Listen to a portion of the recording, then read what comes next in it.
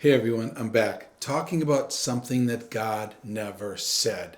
You see, we're looking at ideas about God that people think are in the Bible, but he didn't really say any of them. And last week, I mentioned that God never said he would give you more than you could handle. This is super important. I want to talk about it again, but in a different way, because I know that a lot of you are going through stuff, whether it's a financial burden or a bad doctor report or relationship struggles or depression or any number of things. And I know personally that the weight of these different things just gets heavier and heavier and heavier, and then we think we can't take any more of this. And then, like I said last time, a well-meaning person comes up to you and they say, it's going to be okay because God will never give you more than you can handle. But in reality, God never said that. I think a lot of people want to believe God said that, or they've been misled to believe that God said that because they're misunderstanding something in the Bible.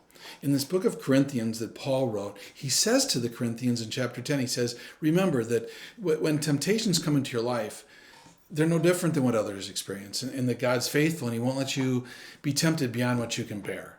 He says that when you're tempted, he's going to help you and show you your way out. So God does say he won't let you be tempted beyond what you can handle, but he never says he'll allow you to experience more than you can handle, right?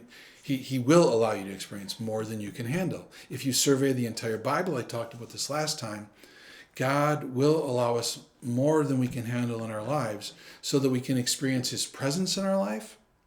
But also, I talked about that last time, God will sometimes also allow us to experience more than we can handle on our own so that we can experience his power in our personal lives. He's a personal God. He wants a relationship with you. He's not just some power up there in heaven. He wants to know you and he wants to be with you. And sadly, too many of us are trying to do life on our own. What comes to mind for you when I say God's power? What comes to mind when I say God's power? Well, for me, I recognize God's power in nature. Just the other day, there was a thunderstorm and the lightning was going sideways across the sky. And for me, I see God's power. I see it all over the place in nature. That's just how I am. So for a moment now, just take a little lesson break and daydream with me for a second. Where do you see God's power? Just think about it for a second. Nature, maybe you saw it in the birth of a baby. That's amazing, right? There's all different ways we can experience God's power. The same God who can do all that you imagine when you think of God's power, that same God can bring that power into your life. Whether it's medical worries, work stress, depression, loneliness, marital stuff, even the good stuff. Right? Even the good stuff can be more than we can handle on our own sometimes, whether it's having kids and parenting and taking the kids to school. I remember the first time that both of mine were in school. Okay, so like kindergarten and third grade or something. I was getting them ready in the morning because my wife was already gone for work. And, you're trying to get them dressed and all this stuff and backpacks and da-da-da, the school supplies. I couldn't find one of their shoes. We had this closet that, like where you kicked off your shoes and they're all in this one closet.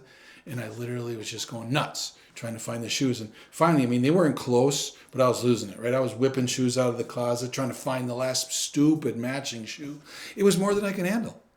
I probably look like a complete idiot. And you probably would have got a good chuckle if you watched me. And you might have even had similar experiences about something so stupid where you just couldn't handle it, right? It was a good thing. First day of school for both my kids. Could be something like that. It could be a new job that's really good, or wedding planning that becomes more than you can handle.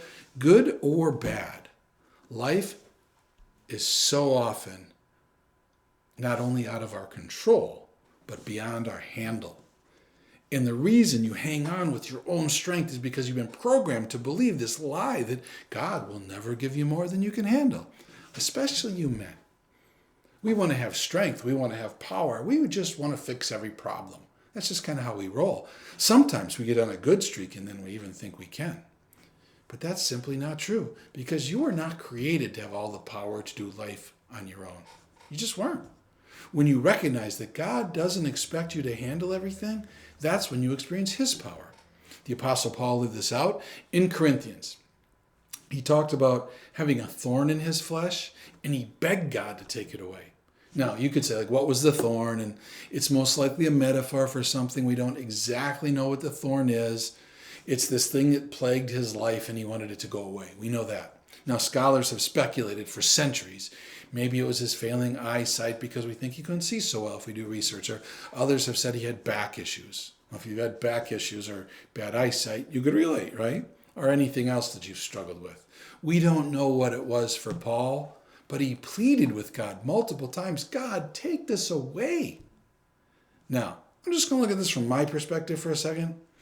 Okay, if God's going to heal somebody, I'm thinking Paul's a good candidate. I mean, just based on what Paul did. I'm thinking if there's any scale somewhere that merits deserving it, I'm thinking Paul deserved it. I'm thinking if anybody had faith for it, Paul had faith for it. There'll come a time, I promise you, when you're going to find your own thorn that just doesn't go away. And you're going to ask God, couldn't you just remove this from my life? Can't you answer my prayer? Can't you just help me with the depression? Can't you just heal my child? I hate seeing someone I love suffer so much. Can't you just fix this marriage? God, can't you just do this one thing? You know he can, and he doesn't. And you think, why would God allow me to have more than I can handle? That's where Paul was. Paul wondered. And then God actually spoke to Paul and said something that's so important for us to know. Paul's like, why didn't you fix this, God? And then God said to him in 2 Corinthians, my power is made perfect in your weakness. Now, this is where we come in. I want you to hear what Paul then says back to God. Paul says, I'm quite content with my weakness and with insults and hardships and persecutions and calamities, for when I'm weak, then I'm strong. What did Paul experience? Bad eyes or a bad back? I'm not sure. But we do know that he was beaten and whipped and left for dead and snake bitten, all these bad things. And he says, despite all of that, he says, I delight in these hardships. I delight in these persecutions. I delight in difficulties. For when I am weak, then I am strong.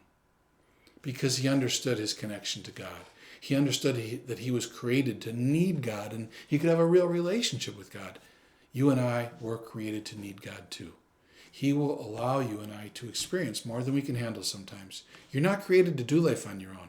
So instead of saying, oh, I've got to be strong because God would never give me more than I can handle, instead of saying, I've got to be strong, you should say, I can't get it all done by myself.